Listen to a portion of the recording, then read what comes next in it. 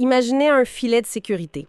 Mais tu sais, pas le genre de filet passif qui se contente juste d'amortir la chute d'un acrobate au cirque. Ouais, un filet beaucoup plus high-tech, disons. Exactement. Pensez plutôt à un filet intelligent, bardé de capteurs numériques. Un filet qui scanne les comptes bancaires, qui vérifie, genre, si la personne possède une voiture, qui analyse l'historique de travail. C'est tout ça pendant que la personne est littéralement en pleine chute libre. C'est ça. Et ce filet-là décide si on mérite vraiment d'être attrapé. S'il juge que non, ben les mailles s'ouvrent et on passe tout droit. C'est une image vraiment troublante, mais c'est exactement la mécanique qui est en train de se mettre en place en Belgique depuis avril 2026. Ouais. Le nouveau gouvernement de coalition, ce qu'on appelle la coalition Arizona. Formé en février 2025, si je me souviens bien. Oui, exact. Ben, cette coalition-là a lancé une refonte historique du système de protection sociale. Le but affiché, sur papier, il est super clair, ils veulent forcer le marché du travail pour atteindre un taux d'emploi de 80 % d'ici 2029. OK, wow, c'est ambitieux. Très ambitieux. Et pour y arriver, ben, ils redessinent complètement l'assurance maladie, les règles du chômage et surtout le filet ultime de la société belge. Le fameux statut BIM, le bénéficiaire de l'intervention majorée. D'accord, décortiquons tout ça, parce que c'est vraiment le cœur de notre exploration d'aujourd'hui. On a devant nous une montagne de documents, des textes de loi, des rapports statistiques, des analyses universitaires. Et des articles médiatiques assez corsés, ouais. Tellement. Fait que notre mission, c'est de synthétiser tout ça, mais un petit avertissement crucial pour notre auditoire avant de plonger. Oui, c'est important de le préciser. On touche à des sujets comme le chômage, la pauvreté, l'aide sociale. Fait qu'évidemment, nos sources contiennent des propositions politiques qui sont extrêmement polarisées. Ah, c'est le moins qu'on puisse dire. On a des visions très dures de la droite, avec des partis comme le MR, la NVA, Anders. Oui. Et de l'autre bord, on a des ripostes super intenses de la gauche avec Vourette et les grands syndicats. Donc, soyons super clairs, là, nous ne prenons aucun parti. Aucun. On n'endosse aucune de ces visions-là. Exact. On va se limiter à rapporter purement factuellement les arguments et les réformes tels qu'ils sont écrits dans nos documents. On regarde la mécanique, c'est tout. Et pour bien comprendre cette mécanique-là, il faut d'abord regarder la taille de la machine. Actuellement, 2,4 millions Belges dépendent du statut BIM. Attends, 2,4 millions. Ouais. C'est 21 % de la population. Base ou, tu sais, juste leur chauffage. C'est pas une petite anomalie statistique, là. C'est vraiment un changement de paradigme. Fait que la première question qui me vient en tête, c'est comment autant de monde se ramasse dans ce filet-là? Et nos sources montrent que les portes d'entrée de la précarité ont été modifiées, n'est-ce pas? Tout à fait. Et pour comprendre ça, il faut d'abord parler du chômage. OK. Parce que la Belgique avait une exception historique par rapport à ça. Oui, historiquement, la durée des allocations de chômage en Belgique était illimitée dans le temps. Sous certaines conditions, évidemment. OK. Mais depuis janvier 2026, c'est terminé. C'est plafonné à 24 mois maximum. Wow! C'est un changement drastique. Complètement. Et en plus, pour y avoir droit au départ, il faut maintenant prouver qu'on a travaillé 312 jours au cours des 36 derniers mois. Fait que, attends, si je comprends bien, quelqu'un qui enchaîne les contrats précaires ou du temps partiel, c'est hyper difficile de cumuler ces 312 jours-là? C'est presque un parcours du combattant, ouais. Et les rapports parlent de vagues d'exclusion qui sont prévues entre janvier et juillet 2027. Des exclusions automatiques. Exact. Le système va éjecter jusqu'à 130 000 personnes. Juste comme ça. Mon Dieu! Et la logique du gouvernement, c'est que ça va les forcer à se trouver une job, j'imagine. C'est ça l'hypothèse, oui. Mais tu sais, c'est là que j'enterre mon analogie de la chaise musicale. On arrête la musique après 24 mois, on dit à tout le monde de s'asseoir. Mais la réalité, c'est que les statistiques de l'Agence nationale montrent que seulement 27,4 % des chômeurs retrouvent un emploi après un an. C'est un chiffre clé, ça. Seulement un quart. Fait qu'il n'y a juste pas assez de chaises. Et où est-ce qu'ils vont s'asseoir, ces gens-là? Nos documents montrent qu'ils glissent vers le système d'invalidité. Exactement. L'invalidité, c'est-à-dire les arrêts de travail de plus d'un an, ça explose. On parle de plus de 500 000 personnes en ce moment. Demi-million de personnes en arrêt maladie de longue durée. Et ce qui est fascinant ici, c'est la contradiction du système. D'un côté, on repousse l'âge de retraite à 66 ans. Oui. De l'autre, on durcit les règles du chômage. Fait que mécaniquement, on a transféré des travailleurs usés vers la case invalidité. Souvent des femmes ou des ouvriers de plus de 50 ans, tu sais, avec des métiers physiques super durs. Voilà. Et les politiciens, dans nos sources, ils utilisent des termes forts. Ils parlent de faux malades, d'abus. Oui, mais nos documents détruisent un peu cette rhétorique-là, non? Parce que les chercheurs pointent que 82 % des gens en incapacité reprennent le travail avant un an. Exactement. Et pour les 500 000 qui restent en invalidité de longue durée, 70 des cas, c'est des troubles mentaux ou musculo-squelettiques. Le fameux burn-out. J'ai lu que ça a explosé de 54 en 5 ans. C'est massif. Et l'Organisation mondiale de la santé le dit clairement, le burn-out, c'est lié à l'organisation du travail moderne. C'est pas une question de genre mauvaise volonté. Ben non.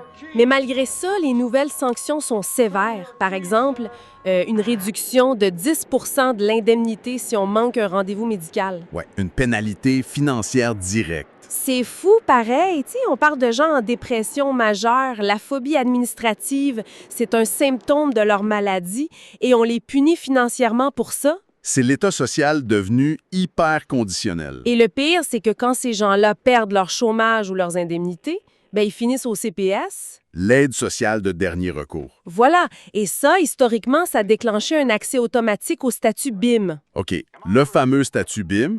Fait qu'expliquons concrètement à notre auditoire ce que c'est. C'est pas juste un petit rabais, Non, là. c'est vital. C'est des tarifs médicaux drastiquement réduits. C'est les transports, genre la SNCB, à 50 de rabais. C'est un bouclier tarifaire pour l'énergie. Et ça t'échoutit exactement? Des profils très vulnérables. À Bruxelles, 33 des mineurs vivent sous ce statut.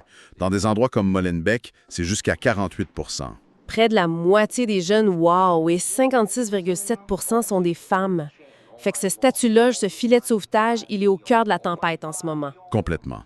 Il subit présentement 3 grosses offensives du gouvernement Arizona. La première, elle est budgétaire, c'est ça? Ouais. Il limite la croissance de l'INAMI, l'organisme de santé, à 2 Avec l'inflation et le vieillissement, c'est près d'1 milliard d'euros de coupes déguisées. Ça fait mal. Ensuite, la deuxième attaque, elle est législative et très frontale. Par exemple, le parti MR, avec le député Baclen, veut vérifier le patrimoine des bénéficiaires. Ah oui, fouiller dans les comptes en banque, les voitures, l'immobilier, tout ça pour exclure genre 600 000 personnes. C'est l'objectif. Le parti Les Engagés parle de faire un tri.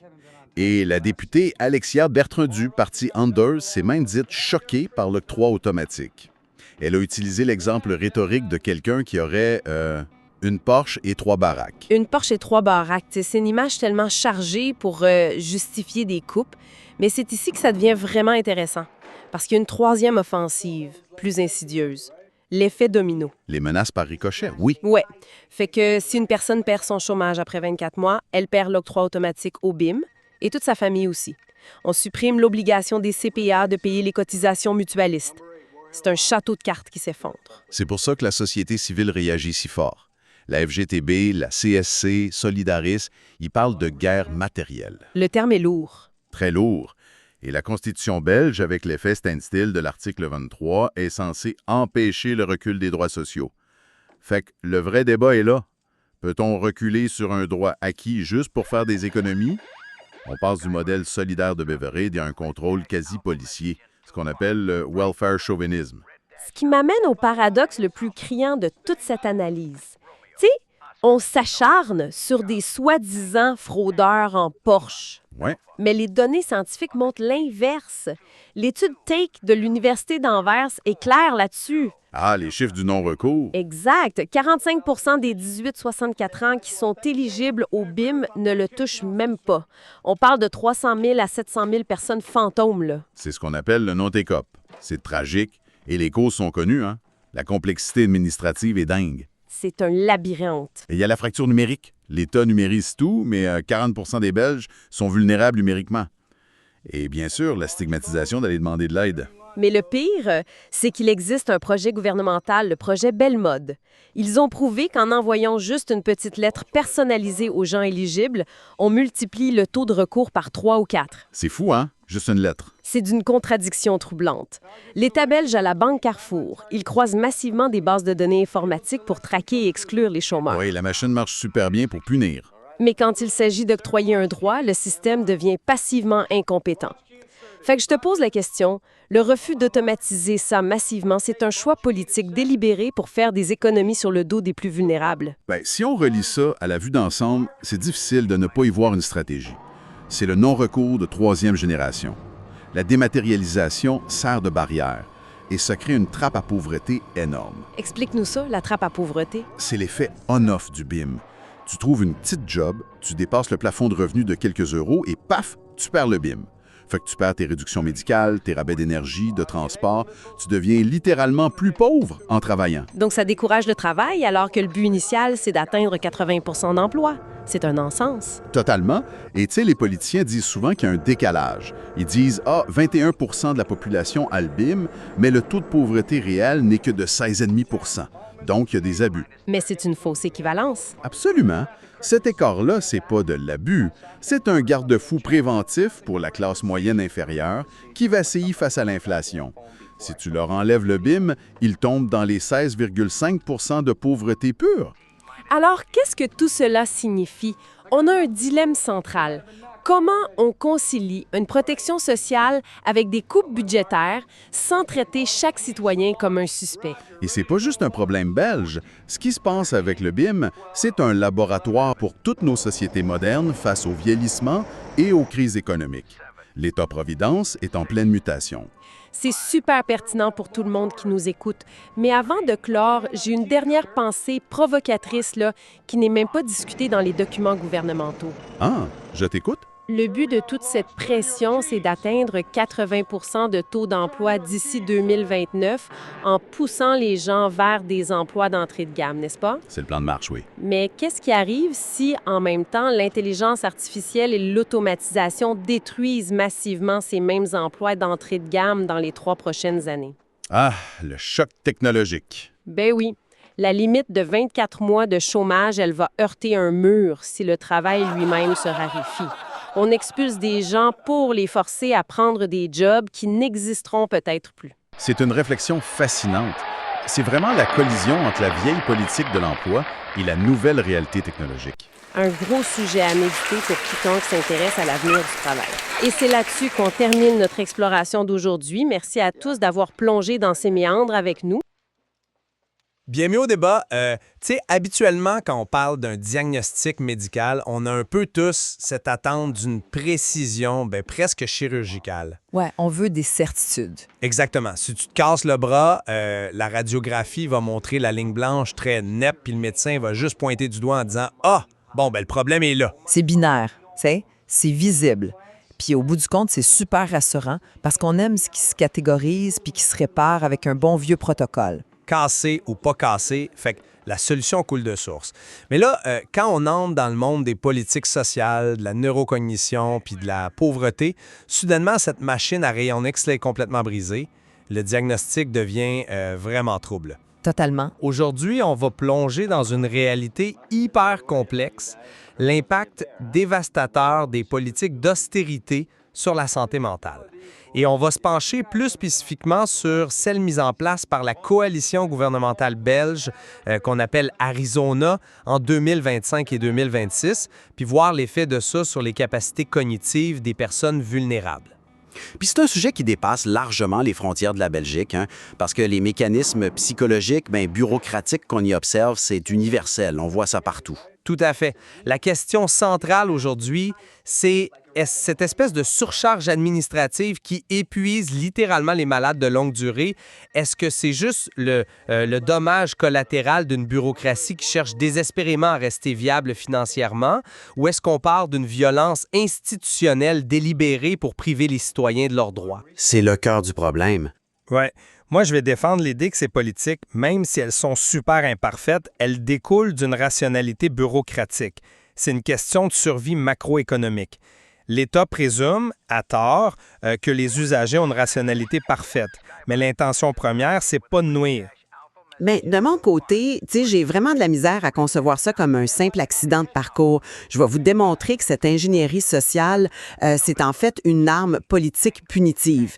C'est minutieusement paramétré pour organiser la précarité puis maximiser ce qu'on appelle le non-recours aux droits. Je propose qu'on mette la table sur les intentions de cet État social actif. Si on regarde la Belgique, on parle d'une logique de rationalisation face à une crise sans précédent. Il y a plus de 500 000 malades de longue durée, ce qui est énorme. C'est gigantesque, là. Ça coûte genre 9 milliards d'euros par année à leur sécurité sociale. Fait que l'intention du gouvernement, elle n'est pas fondamentalement malveillante. Il essaie de sauver l'édifice du système En coupant dans le tas. en ciblant les aides de manière chirurgicale. Puis ça implique inévitablement d'exiger des preuves d'éligibilité. Je te l'accorde d'emblée, l'épuisement mental des usagers, c'est une externalité négative tragique, c'est clair, mais c'est le dommage collatéral non intentionnel d'un système qui s'appuie sur ce vieux modèle de l'homo economicus. Ouais, le fameux acteur rationnel. C'est ça. L'idée qu'un citoyen est toujours parfaitement informé puis capable de naviguer dans n'importe quel formulaire compliqué pour maximiser ses intérêts. Je vois pourquoi tu l'encadres de même, mais pour moi, c'est impossible de juste rejeter la faute sur une vieille théorie économique dépassée. L'austérité qu'on observe là, ça s'articule intimement avec une vraie architecture disciplinaire. Ah oui. Ouais. L'État utilise délibérément la complexité, le fameux fardeau administratif, comme un outil de dépossession. Regarde les mesures concrètes de cette coalition Arizona. La pénalisation de la maladie, c'est vraiment intensifié. Tu parles des sanctions financières. Exactement. Les amendes pour ceux qui ne répondent pas aux injonctions administratives sont passées de 2,5 à 10 de leur revenu de remplacement. Puis en même temps, la protection contre le licenciement pour force majeure médicale a été coupée de 9 à 6 mois. C'est raide, oui. Dans le fond, on transforme sciemment la précarité puis la maladie en une faute morale. On crée de toutes pièces un ennemi intérieur, le prétendu profiteur du système, pour justifier des coupes budgétaires. Fait que c'est pas un bug, c'est la fonction même du système. C'est un point de vue fort, même si je reste convaincu que l'intention à la base, elle est purement budgétaire. Mais avant de plonger plus loin dans l'intention politique, je pense qu'il faut qu'on s'entende sur la mécanique interne chez les assurés sociaux. Le volet médical? Exact. Les données scientifiques montrent que l'impact de ces politiques-là, c'est pas juste sociologique, c'est profondément biologique. Absolument. Puis pour comprendre cet effondrement cognitif-là, faut vraiment se pencher sur la théorie de la rareté. Ça a été super bien modélisé par les chercheurs Mulanita et Schaffer. Ils utilisent la métaphore de la valise. Ah oui, très bonne image. C'est hyper parlant. Imagine que l'espace mental dont tu disposes pour gérer ta vie, c'est une valise. Une personne avec une sécurité financière, elle a une grande valise. S'il y a un imprévu, disons que les freins de la voiture lâchent. Elle jette la dépense dans la valise, il y a de la place. C'est ça, il y a de la marge, il y a du jeu. La dépense est stressante, évidemment, mais elle accapare pas tout l'espace mental de la personne. Ouais. Mais la pauvreté, ça agit comme une toute petite valise. Fait que pour un malade de longue durée visé par les coupes budgétaires, chaque imprévu exige de vider mentalement la valise puis de faire des calculs transactionnels épuisants. Genre, est-ce que je paye l'électricité ou l'épicerie? Exact. Ce calcul permanent-là, ça crée ce qu'on appelle le tunneling, l'effet tunnel. Le cerveau va surinvestir toutes ses ressources sur la menace immédiate, survivre au jour le jour, puis occulter complètement la planification à long terme. Et quand on regarde les données sur cet effet de tunnel, c'est là que ça fesse, je trouve. On parle pas juste d'être un peu préoccupé ou distrait. Pantoute. L'anxiété financière chronique, ça ampute la bande passante mentale d'une façon super mesurable. C'est l'équivalent d'une perte d'environ 13 points de QI fluide. Attends, 13 points de Q juste à cause de l'anxiété financière? Ouais, 13 points purs. Le QI fluide, c'est notre capacité à résoudre des nouveaux problèmes en temps réel, à s'adapter. Les chercheurs comparent cet état neurobiologique-là à une privation de sommeil totale de 24 heures. Ouf! L'attention, c'est une ressource finie, puis la pauvreté la confisque littéralement. C'est une donnée phénoménale, puis ça m'amène à vouloir offrir une autre perspective sur comment ça fonctionne biologiquement avec une autre analogie.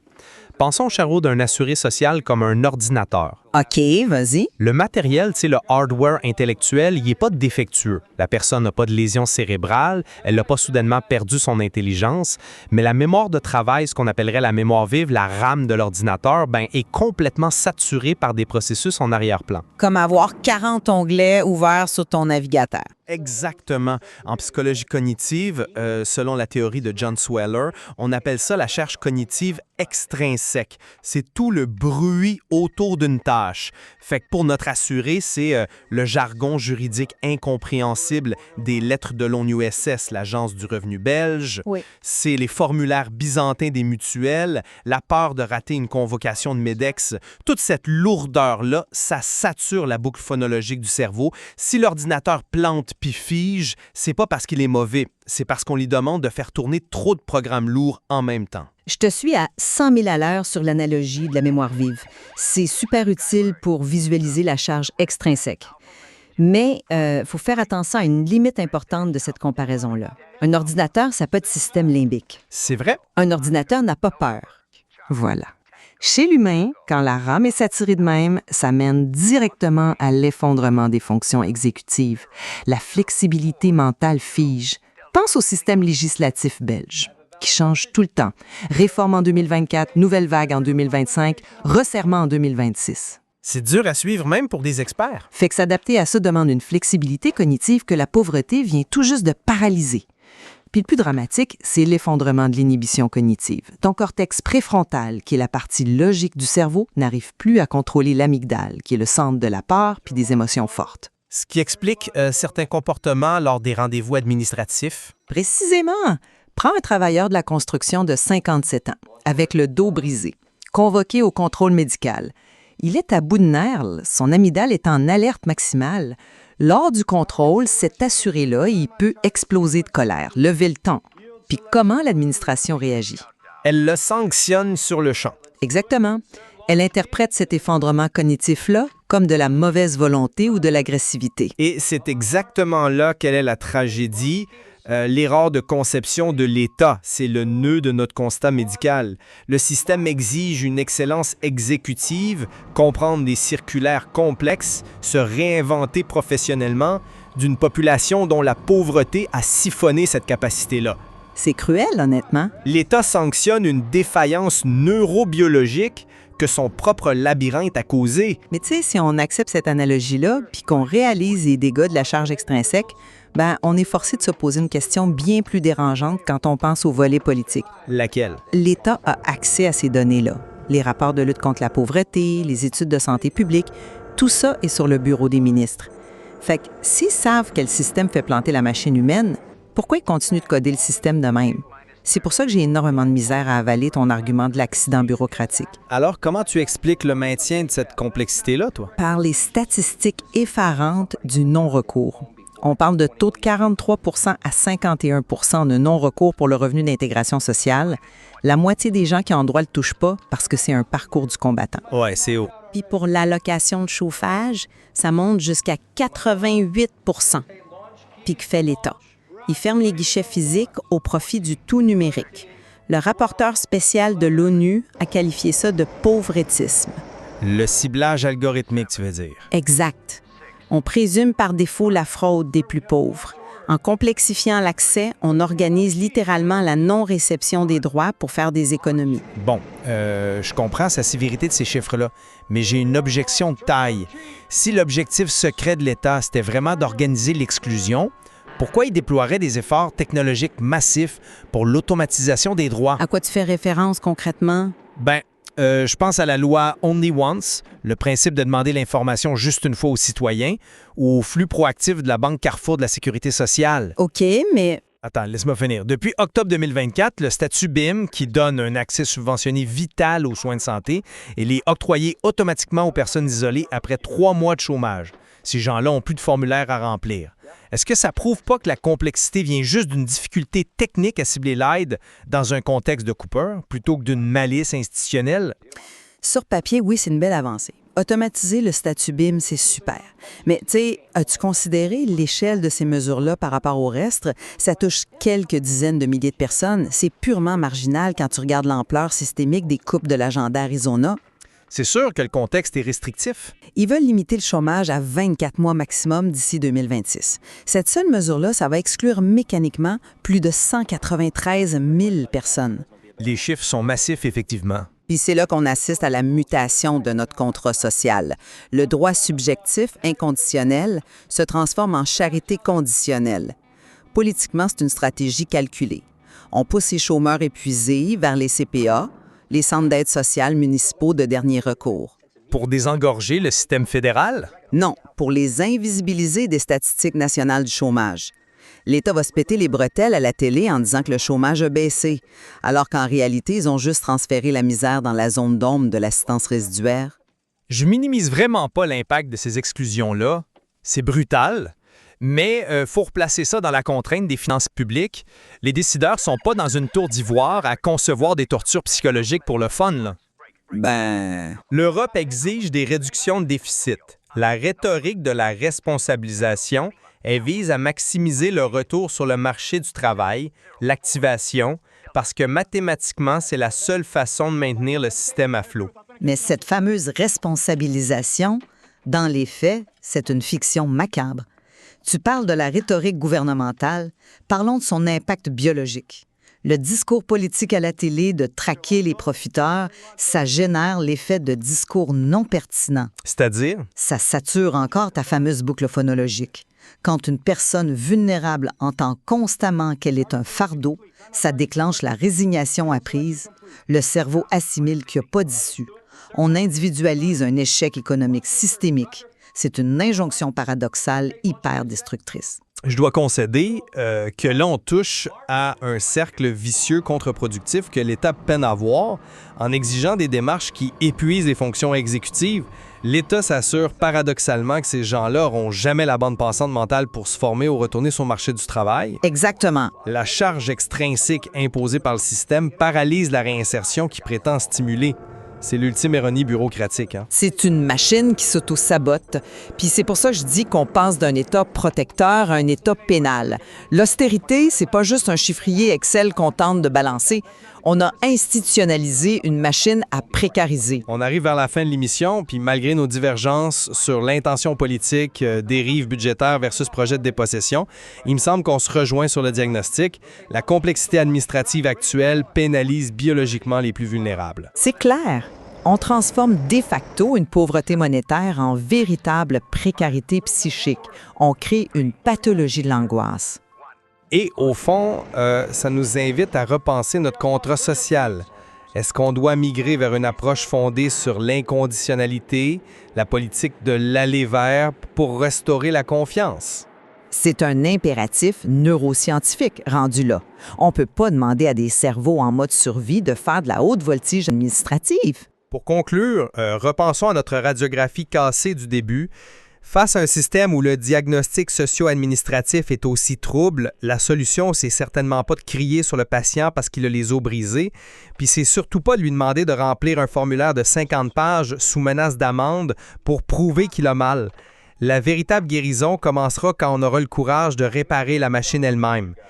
Gardez ça en tête la prochaine fois qu'on vous annonce des réformes. Merci de nous avoir accompagnés. Imaginons une seconde qu'une personne sur 5 dans tout un pays se promène avec une espèce de carte VIP dans son portefeuille. Bien, une carte VIP, mais pas pour entrer dans des clubs select, mettons. Non, exact. Une carte qui coupe les factures médicales en deux, qui donne des rabais monstres sur les billets de train et qui rend même la garderie gratuite. Sur papier, ça a l'air d'un filet de sécurité incroyable, tu sais. Vraiment, hein? Mais le hic, c'est que près de la moitié des gens qui en auraient vraiment besoin ne savent même pas que cette carte existe.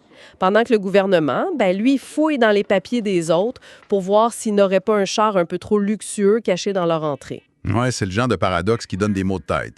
On se retrouve avec un système qui est à la fois perçu comme beaucoup trop généreux par certains et complètement brisé par ceux qui travaillent sur le terrain. Absolument, totalement inaccessible pour beaucoup de gens vulnérables. Bonjour à tout le monde à l'écoute et bienvenue dans cette nouvelle plongée analytique. On est le lundi 20 avril 2026 et aujourd'hui, on s'attaque à une vraie montagne de documents. Une grosse pile, ouais. On a épluché des propositions de loi belges. Notamment avec un focus sur le fameux document 11 140-101. Exact. On a aussi des communiqués de la nouvelle coalition gouvernementale fédérale, ce qu'ils appellent la coalition Arizona. Fait qu'on a ça, plus une pile de notes d'instituts de recherche et des rapports de grandes mutualités belges, comme Solidaris, c'est du lourd. C'est un corpus qui est particulièrement dense, ça c'est sûr. Et ça met en lumière un enjeu hyper pointu, mais dont l'onde de choc se fait sentir dans toutes les sphères de la société belge en ce moment. Et cet enjeu, c'est le statut BIM. les fameux bénéficiaires de l'intervention majorée. C'est un statut qui se retrouve vraiment dans l'œil d'une tempête parfaite actuellement. C'est ça. On parle d'une collision frontale entre l'urgence de couper dans les budgets, les menaces d'austérité et la nécessité absolue de protéger des droits sociaux de base. Et c'est un équilibre qui est extrêmement difficile à trouver. Fait que notre objectif aujourd'hui, c'est de comprendre ce qui se passe sous le capot. Pourquoi ce statut-là explose au point de couvrir près de 2,4 millions de personnes? C'est des chiffres massifs. Et on veut voir comment les démocraties modernes jonglent avec cet équilibre impossible. Serrer la vis budgétaire tout en évitant que la cohésion sociale s'effondre à l'ère de l'inflation. Surtout quand chaque décision prise sur un fichier Excel dans un ministère a un impact direct sur la vraie vie, tu sais. La santé et le portefeuille des citoyens. D'accord, décortiquant un peu tout ça, qu'est-ce que c'est au juste ce fameux statut BIM pour que ça fasse autant de vagues? À la base, c'est un bouclier financier. Le système de santé belge fonctionne avec ce qu'on appelle le ticket modérateur. OK, la partie que le patient paie de sa poche. Exactement. C'est la portion de la facture médicale qui n'est pas remboursée par l'État. Mais quand une personne a le statut BIM, ce ticket modérateur est drastiquement réduit. Fait que ce soit pour voir un médecin de famille, aller à l'hôpital ou des soins psychologiques, ça coûte beaucoup moins cher. C'est ça. Et il y a aussi la question du tiers payant obligatoire. Les sources en parlent beaucoup, oui. Et c'est crucial de comprendre comment ça marche, parce que c'est ça qui change tout dans la vraie vie. Totalement. C'est un mécanisme qui élimine la barrière à l'entrée. Mettons qu'une personne doit aller voir un spécialiste. Sans le tiers payant, elle doit sortir, je sais pas, moi, 60 pièces de sa poche. Et attendre des semaines pour que son assurance publique la rembourse. Exact. Sauf que quand le budget est serré, ben ce 60 pièces-là, c'est l'épicerie de la semaine. Donc la personne, elle y va juste pas au médecin. Mais avec le tiers payant, le professionnel envoie directement la facture majeure à la mutualité. L'équivalent de notre assurance maladie publique, dans le fond. C'est ça. Et le patient ne paie que son petit ticket modérateur sur place. C'est immédiat. OK, je comprends. Mais ce qui rend le BIM si attrayant, c'est que c'est plus juste une affaire de santé, hein? Non, c'est devenu la clé d'accès à toute une série d'avantages collatéraux, ce qu'on appelle les droits dérivés. Les fameux droits dérivés. Ouais. Pour rendre le train de la SNCB à moitié prix. L'accès à des crèches gratuites pour les enfants. Des tarifs réduits sur l'énergie, les taxes communales. Fait que c'est vraiment un passeport pour survivre quand on est dans le rouge. Mais comment on entre dans ce club-là? Les textes de loi parlent de deux grandes portes d'entrée. Voilà. La première porte, c'est l'octroi automatique. OK, donc sans rien demander. Exact. Si une personne reçoit déjà certaines aides de l'État, comme le RIS, le revenu d'intégration sociale, accordé par les municipalités, ou la GRPA pour les personnes âgées à très faible revenu. L'administration lui donne le statut BIM sans qu'elle ait rien à faire. La machine se parle à elle-même, mettons. C'est exactement ça. Et la deuxième porte, c'est sur enquête de revenus. Parlons-en de ce plafond-là. Pour 2026, on parle d'environ 28 054 € bruts pour une personne isolée. C'est pas un montant énorme, tu sais. C'est pas Byzance, non. Ça correspond à peu près à quelqu'un qui travaillerait au salaire minimum ou qui aurait une toute petite pension. Mais il y a un événement majeur qui a changé la donne récemment. En octobre 2024. Le gouvernement précédent a décidé d'élargir l'accès automatique, c'est ça. Ouais. Avant, un chômeur devait faire la paperasse pour prouver qu'il avait droit au BIM, mais depuis cette réforme, les personnes isolées qui sont au chômage ou en maladie de longue durée depuis plus de 3 mois... Ils reçoivent le statut de manière totalement automatique. Exactement. Et c'est là qu'on arrive aux statistiques qui donnent le vertige. Les données récentes de l'INAMI, l'Institut national d'assurance maladie et invalidité belge, Oui. au 30 juin 2025, il y avait près de 2,4 millions de bénéficiaires. C'est fou! 21 % de la population belge complète. Un citoyen sur 5 a la carte VIP de la santé. Et si on regarde la région de Bruxelles, c'est presque 30 % du monde. Alors, ça soulève une question, tu sais. Si 21 % de la population d'un pays développé a besoin d'un statut d'aide renforcé, est-ce qu'on a affaire à un système qui est devenu trop lousse, trop généreux? Ou bien c'est carrément le symptôme d'une société qui est en train de s'appauvrir à vitesse grand V? C'est le cœur du réacteur de la crise politique actuelle. Ce qui frappe quand on croise les données, c'est le décalage avec les chiffres de la pauvreté. Qu'est-ce que StatBel dit là-dessus? L'Office des statistiques. Bien, le taux de risque de pauvreté officiel est d'environ 16,5 %. OK, 16,5 %, mais on a 21 % de bénéficiaires BIM. Fait qu'il y a un écart massif. On parle de centaines de milliers de personnes qui ont le statut d'aide maximale, mais qui ne sont pas techniquement considérées comme pauvres par les statistiques. Fait que le nouveau gouvernement regarde ça et voit une cible géante peinte sur son budget, Précisément. Et c'est ce qui déclenche l'offensive actuelle de la coalition Arizona. qui regroupe plusieurs partis de droite, du centre et les socialistes flamands. Leur accord de gouvernement est très clair. Il y a un trou immense dans les finances de l'État.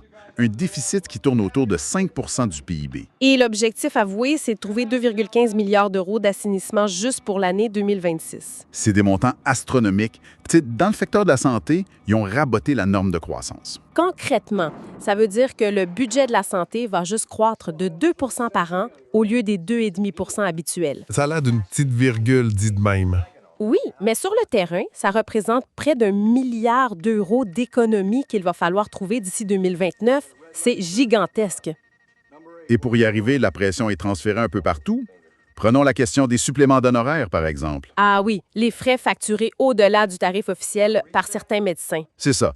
La nouvelle règle interdit purement et simplement de facturer ces suppléments aux patients BIM lors de soins ambulatoires. Fait que pour le patient, c'est une excellente nouvelle sur papier. Il n'y a plus à avoir peur des frais cachés. Oui, mais si on lit les rapports des gestionnaires d'hôpitaux, c'est la panique totale. Parce que les cliniques utilisaient ces suppléments-là pour financer du matériel de pointe ou pour payer le personnel non médical. Exact. Si on leur enlève cette marge de profit sur 21 de leur clientèle, le modèle d'affaires des hôpitaux vacille complètement. Ce qui est fascinant ici, c'est l'évolution de la philosophie de contrôle de l'État. C'est-à-dire... On cherche à resserrer les critères. Oui, Face à ce mur budgétaire, on passe d'une logique purement fiscale, genre « combien gagnez-vous sur votre déclaration d'impôt », à une logique d'enquête sur le train de vie. et ça se voit très clairement dans les textes de loi débattus au Parlement. Par exemple, le fameux document 115-401 déposé par le MR. Le mouvement réformateur, via le député Daniel Baclaine. Leur proposition, c'est d'intégrer la notion de situation matérielle dans l'évaluation. En gros, ils veulent plus juste regarder le revenu imposable. Ils veulent regarder si la personne possède de l'immobilier ou un patrimoine caché. Comme des voitures de valeur. Selon leurs calculs, vérifier ça pourrait permettre d'exclure 600 000 personnes du système. Mais attends, logistiquement, c'est capoté. Ça veut dire que l'État va envoyer des inspecteurs évaluer la valeur du char stationné dans l'entrée d'une personne malade, juste pour décider si elle a droit à des médicaments moins chers? C'est la critique qui est faite. Mais l'argumentaire de ce parti souligne que le système actuel crée des aberrations. Des gens avec un gros capital, mais de faibles revenus déclarés qui profiteraient des aides. C'est ça l'idée. Exact.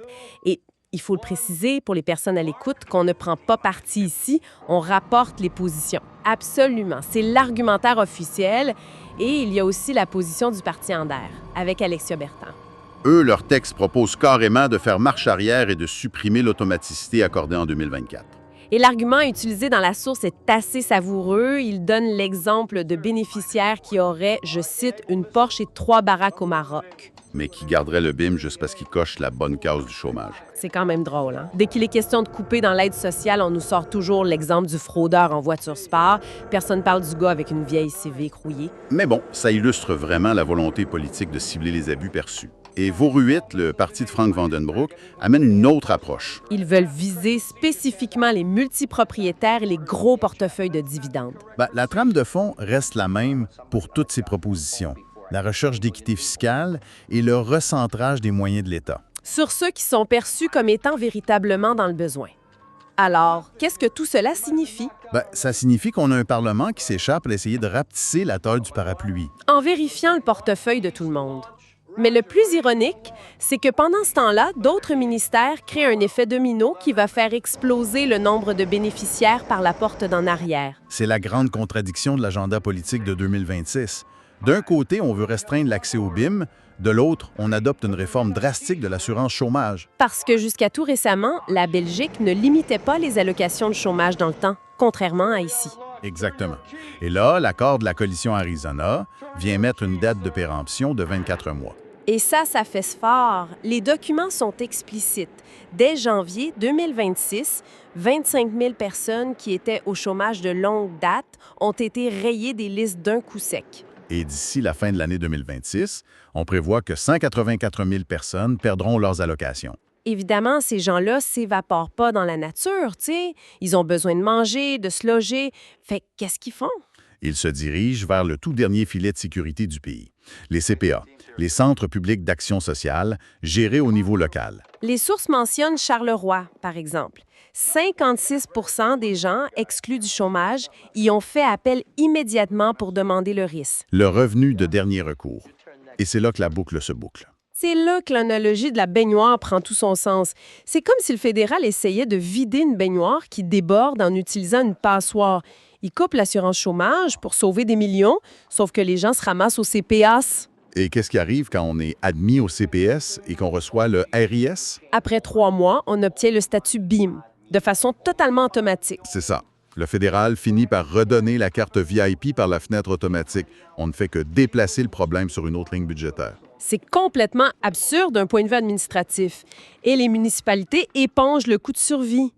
Ce transfert de responsabilité provoque une saturation sans précédent des infrastructures locales. Les CPA sont complètement débordés. 100 000 à retourner sur le marché du travail. Avec la menace d'une sanction de 10 de perte d'indemnité s'ils refusent de coopérer. On pousse les gens au travail avec un bâton plutôt qu'avec une carotte. Et c'est exactement ça qui fait capoter le milieu médical et les syndicats.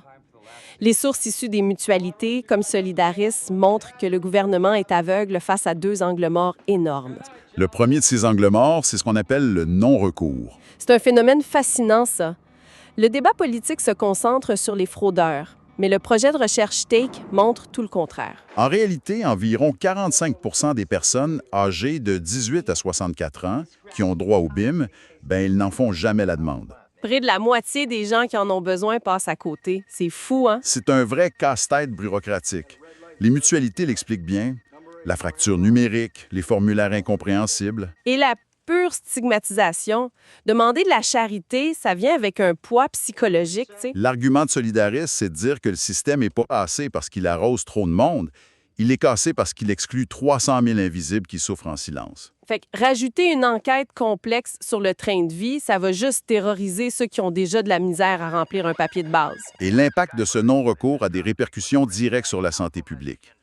Le baromètre de Solidaris pour 2025 révèle une statistique glaçante. Oui, 41 des francophones ont carrément renoncé à certains soins de santé pour des raisons financières. Près d'une personne sur 2. Et paradoxalement, l'accord de gouvernement prévoit d'augmenter le ticket modérateur de 125 millions d'euros à l'été 2026. Fait que la part que le patient pète sa poche va encore augmenter, ce qui nous amène au concept de la trappe à pauvreté. Le fameux effet de falaise. C'est crucial d'expliquer comment la mécanique actuelle décourage les gens de s'en sortir. Rappelons-le, le plafond d'environ 28 000 euros. Mettons qu'une personne trouve un petit emploi à temps partiel. Elle gagne juste assez pour dépasser le plafond de, 50 euros. Bam! Le système fonctionne comme une switch. Elle perd son statut, bim, d'un coup sec. Elle perd le rabais sur les médicaments, le train à moitié prix, la garderie. En bout de ligne, cette personne-là s'appauvrit en allant travailler. Pourquoi elle risque de casser le dos si c'est pour perdre 300 euros d'avantages sociaux à cause d'une augmentation de 50 euros? Si on relie ça au tableau d'ensemble, c'est toute la conception mathématique de l'aide qui est remise en question. Mais il y a un second angle mort. Ah oui, l'obstacle constitutionnel. On ne peut pas juste radier 600 000 personnes d'un système de santé pour boucler un budget.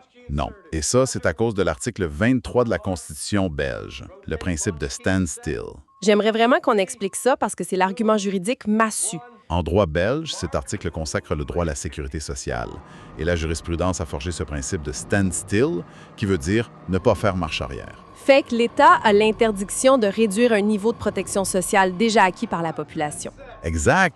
La seule exception, c'est s'il y a une justification majeure liée à l'intérêt général. Mais là, le gouvernement pourrait juste dire « Hey, regardez, le déficit est à 5 %, l'Europe nous souffle dans le cou, c'est ça l'intérêt général. Ça passe pas devant un juge? » Selon les juristes, non. Faire des économies purement budgétaires, c'est généralement pas suffisant pour justifier un recul des droits fondamentaux. Donc, exclure des gens sur base de leur patrimoine, ça risque de déclencher une immense bataille juridique devant la Cour constitutionnelle. Les propositions de loi actuelles ont de très fortes chances de se buter à un mur de briques. Ça nous brosse un portrait d'une complexité inouïe. D'un bord, on a un gouvernement qui essaye légitimement de redresser les finances d'un pays qui s'endette. L'effort demandé fait partie d'une démarche de responsabilisation, oui. Mais de l'autre bord, dès qu'on touche à la mécanique du BIM, ça efface le dernier rempart de sécurité pour des centaines de milliers de personnes. Ça sature l'aide locale de façon absurde. Et ça joue avec la santé publique globale du pays. Les sources qu'on a analysées convergent toutes vers la même conclusion. Le statut BIM a mité. C'est plus juste un mécanisme de santé. C'est devenu le sismographe des tensions de la société. On lui demande de compenser les failles du marché du travail, l'inflation et l'appauvrissement des classes populaires, ce qui amène une réflexion de fond assez vertigineuse quand on prend un peu de recul. Tout à fait. Historiquement, en 1963, la Belgique a bâti sa sécurité sociale sur un modèle bismarckien basé sur la cotisation des travailleurs. C'était un droit universel et solidaire. On cotise, on a droit à la santé. Droit à la santé par son universalité pour devenir une forme de charité ultra ciblée. Soumise à une enquête quasi policière sur la vie et les possessions de chaque citoyen. Voilà qui laisse beaucoup de matière à réflexion sur la nature même de la solidarité. Un immense merci à toutes les personnes à l'écoute d'avoir suivi cette analyse complexe avec nous. C'est des enjeux cruciaux à explorer. Absolument. Et rappelez-vous l'image de la pluie et du parapluie. Quand l'orage éclate, mettre en place des douanes pour vérifier qui mérite vraiment de s'abriter ne fait pas arrêter la tempête. Ça garantit juste qu'il y aura beaucoup plus de monde noyé à la fin de la journée. C'est ce qui conclut notre plongée pour aujourd'hui. À la prochaine! Habituellement, quand on aborde un diagnostic médical ou, mettons, l'analyse d'un budget gouvernemental, on s'attend toujours à une certaine précision chirurgicale. Oui, c'est un peu comme de l'ingénierie, dans le fond. Exactement. T'sais, on se casse le bras, la radiographie montre une fracture super nette, une belle ligne blanche sur fond noir, puis le médecin pointe l'image en disant que le problème est exactement là. On répare, on plante et paf, c'est réglé. C'est vrai que cette binarité-là, c'est profondément rassurant pour l'esprit humain. C'est cassé ou c'est intact. C'est financé ou c'est déficitaire. On adore ça quand la réalité se laisse ranger dans des petites catégories bien visibles. Sauf que dès qu'on met un pied dans le croisement entre les neurosciences, la précarité, la bureaucratie, cette belle machine à rayon X, elle vole complètement en éclats. Ah ça, oui. Ça devient flou très vite. Vraiment, on se retrouve face à un paysage diagnostique et social qui est honnêtement d'une opacité déconcertante. Et c'est exactement dans ces eaux troubles qu'on plonge aujourd'hui pour notre exploration en profondeur. Et c'est une plongée qui est nécessaire. C'est absolument. On va observer la mutation d'un modèle de société en prenant la Belgique comme cas d'étude clinique. On assiste en ce moment à la transformation d'un État-providence qui était conçu au départ comme un filet de sécurité vers ce qu'on appelle un État social actif qui prend des allures pas mal punitives. Et ce qui est fascinant avec ce cas d'étude belge, c'est qu'il agit comme une véritable boule de cristal pour de nombreuses autres démocraties occidentales, des pays qui empruntent cette même voie de l'activation à tout prix. En fait, pour comprendre ça, on a devant nous une montagne de documents très récents, datant de 2025 et 2026. On parle de rapports académiques, d'études en neurosciences cognitives, d'enquêtes sociologiques. Des sources vraiment riches. Super riches, oui.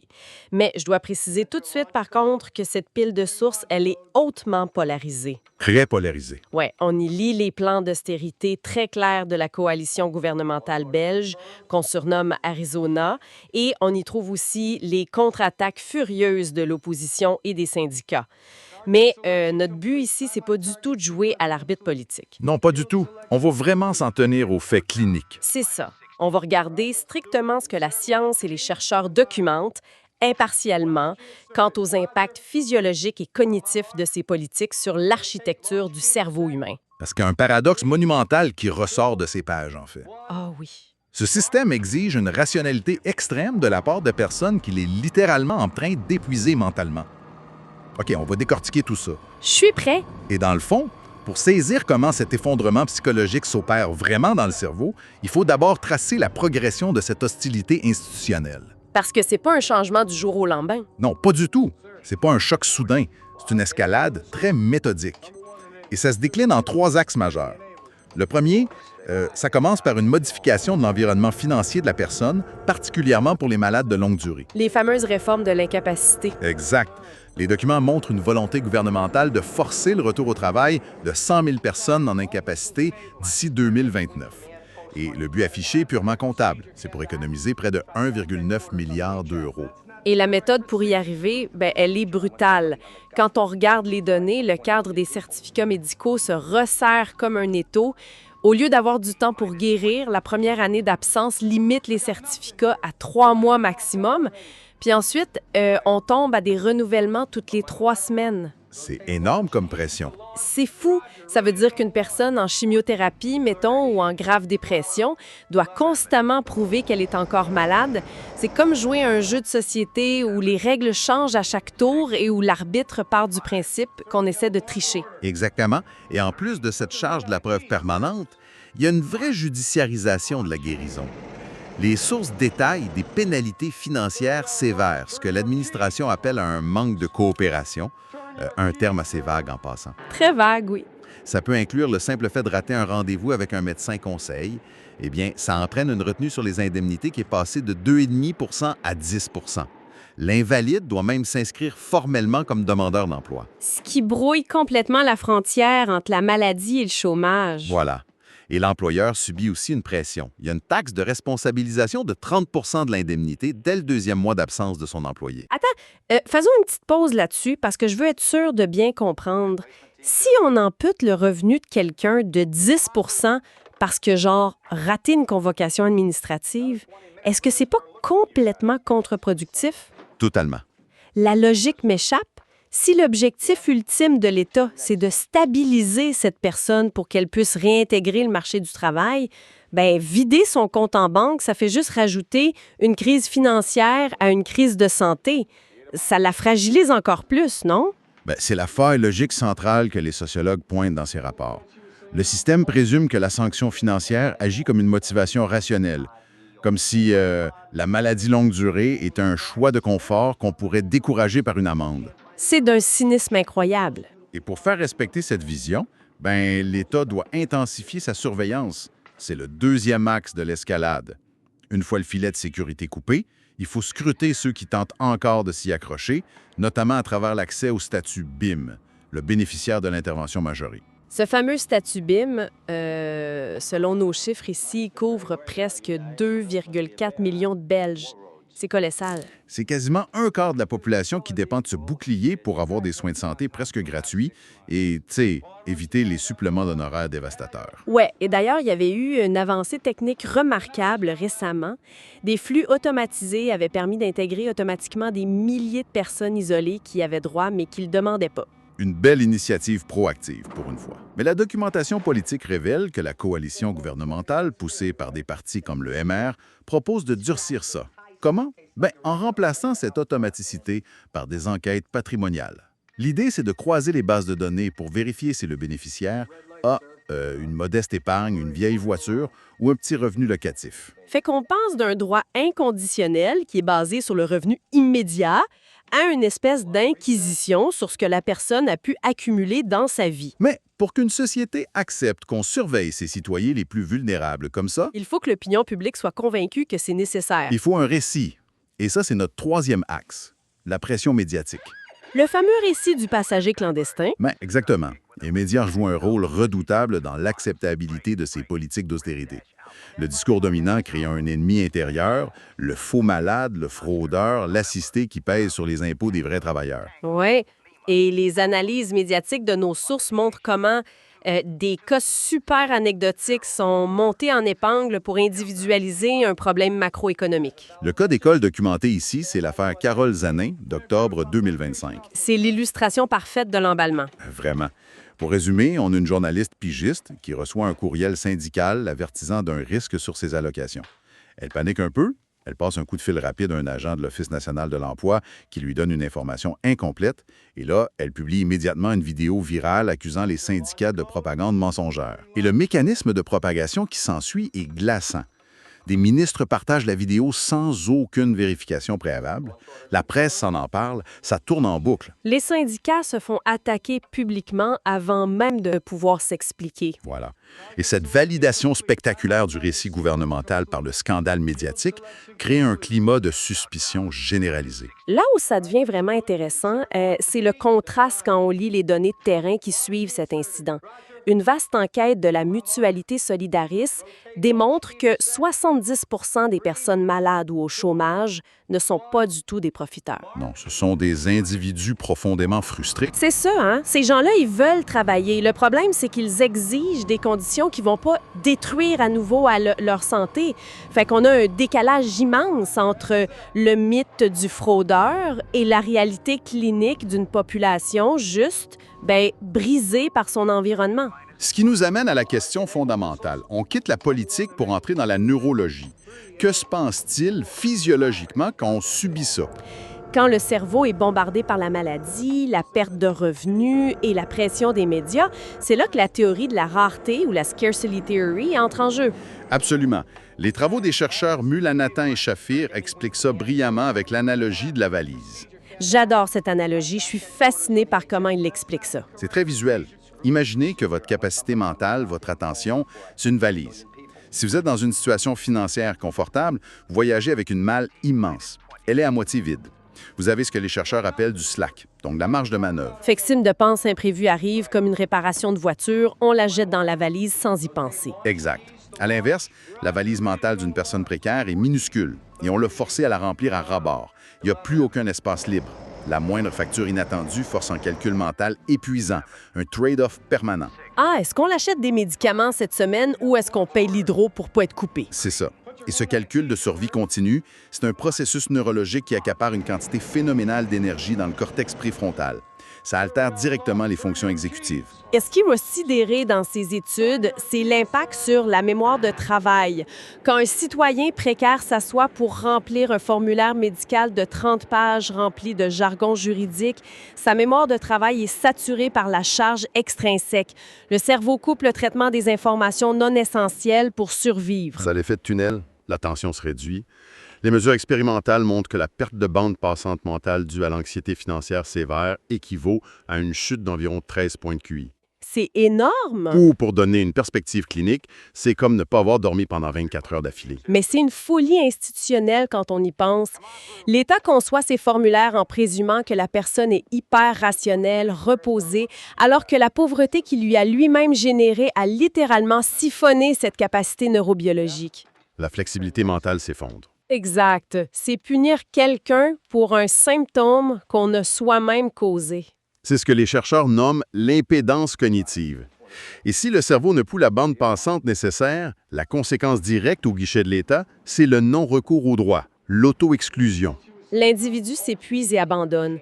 Les chiffres documentés ici sont choquants. On parle de 43 à 46 % de non-recours pour le revenu d'intégration sociale et pour la location chauffage, ça grimpe à 88 % 88 %, c'est là qu'intervient la dépossession algorithmique. Les démarches, 100 % numériques. Exactement.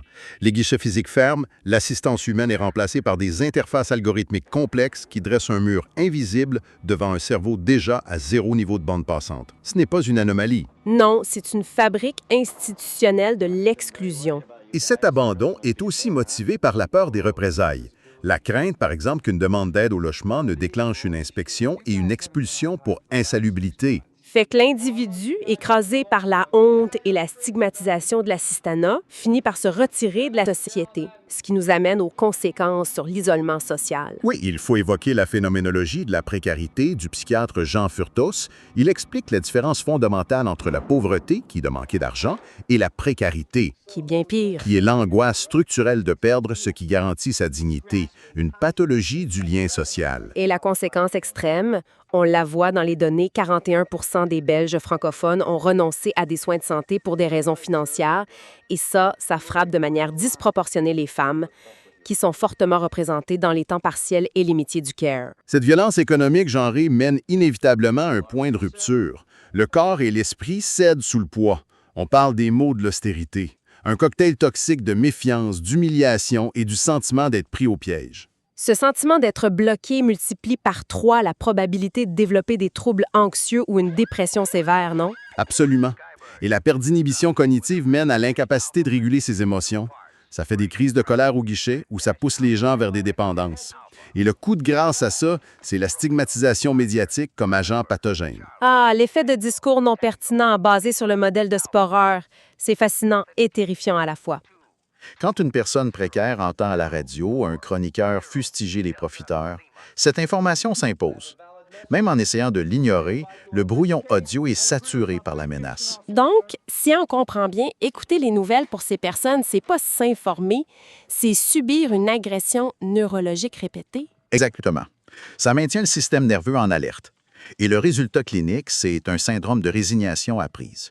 Le cerveau, privé de perspective, perd sa plasticité neuronale. Les citoyens finissent par intérioriser la culpabilité qu'on leur transfère et se demandent tragiquement « je sers encore à quoi ?» L'anéantissement de l'espoir. Pour synthétiser vers la fin, pourquoi tout ça est crucial, même pour quiconque qui nous écoute et qui n'est pas directement concerné aujourd'hui par le chômage? Parce que ça touche à l'essence de la démocratie.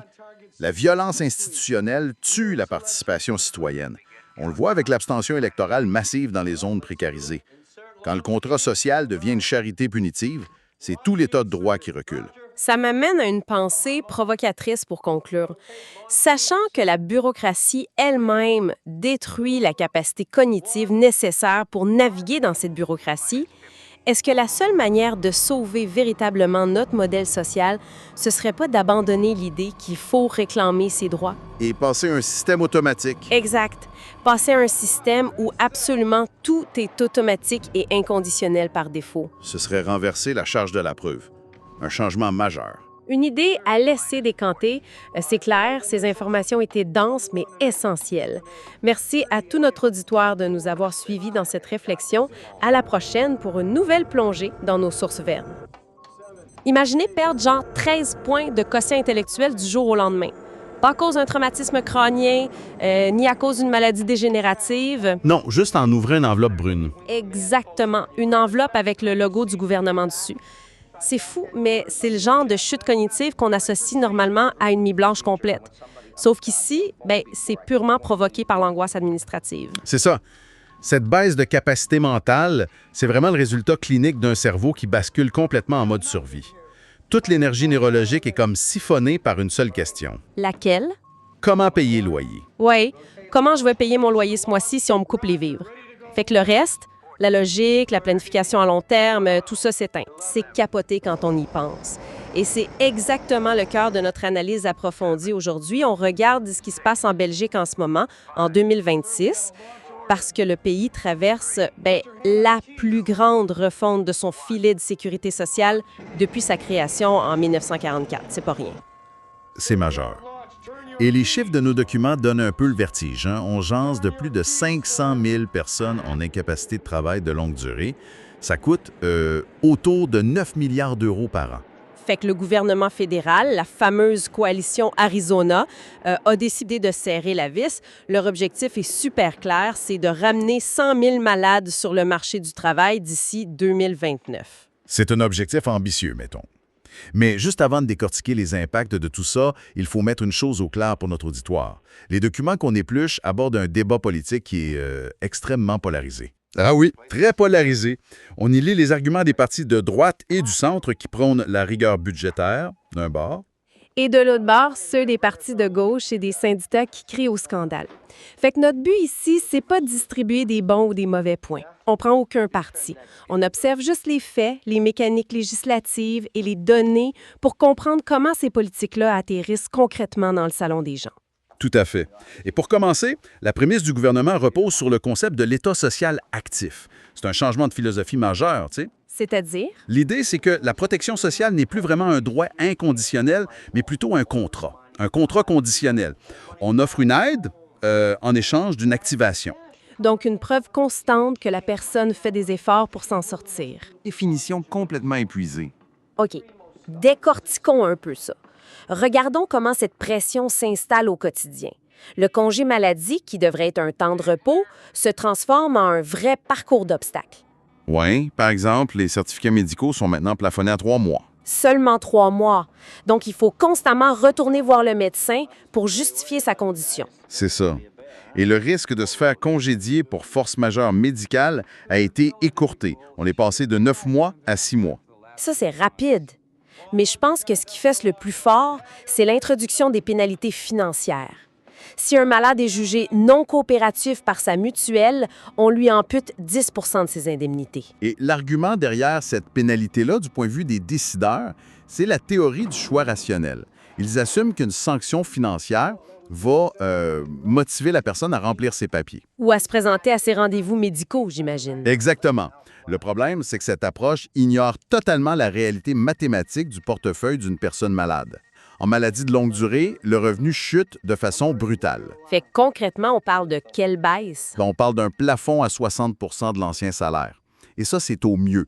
Si la personne vit avec un partenaire qui a un revenu, le statut de cohabitant fait chuter ça à 40 %. 40 %. En vrai argent, on jase de quoi par jour? Autour de 65 € brut par jour. Fait que perdre 10 % sur un salaire de cadre, tu sais, c'est une contrariété. Mais perdre 10 % sur 65 € par jour. C'est devoir choisir entre chauffer la maison ou acheter de l'épicerie. Exactement.